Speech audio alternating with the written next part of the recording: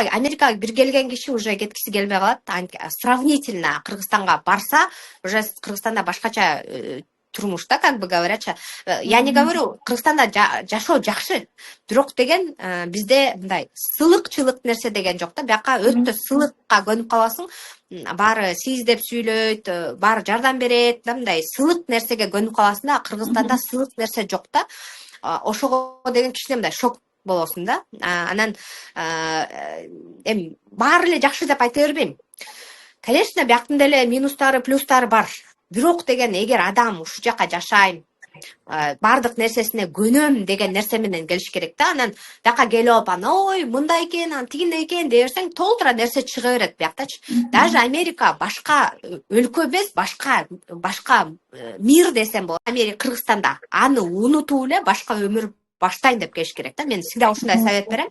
Эгер аны унутуп башка өмүр баштай албасаңыз, анда сиз өтө кыйналасыз. Морально кыйналасыз. Потому что адамдар кыйналат. Эми, конечно, биринчи келгенде любой эле адам кыйналат, 1-2 ай.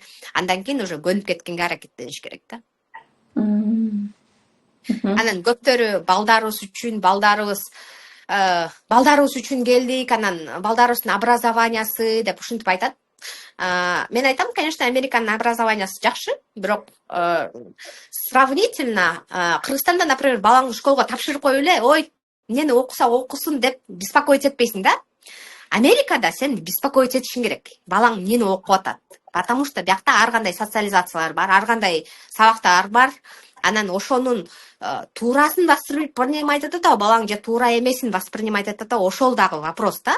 Келе берсеңиздер болот. Анан дагы бир айта кетчү нерсе, мен страницамда эгер атын айтып койсоңуздар, мен биринчи социализацияга жардам берем. Ар кандай вопросторду эметсеңиз, мен ар кандай кейстерди уже көргөм, бардык нерселерди, көбүнчө нерселерди билем. Эми кээ бир нерселер мага деле жаңы болушу мүмкүн. Бирок көп нерселерди билем, кандай проблемаларды кандай решать эте турганын билем.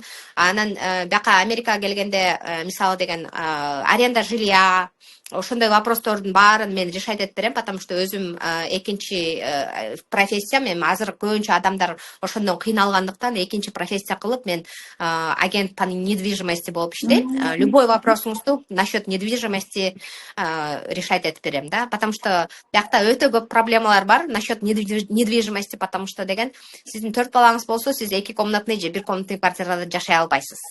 Ал нерселерди дагы учитывать этиш керек да. То есть Кыргызстанга караганда өтө көп айырмачылыктар бар. Аны мен 1 сааттын ичинде айтып бүтө албайм деп ойлойм. Ошондуктан кандайдыр бир сурооңуздар болсо, кайрылсаңыздар болот. Потому удачи, келгенден коркпой эле коюңуз.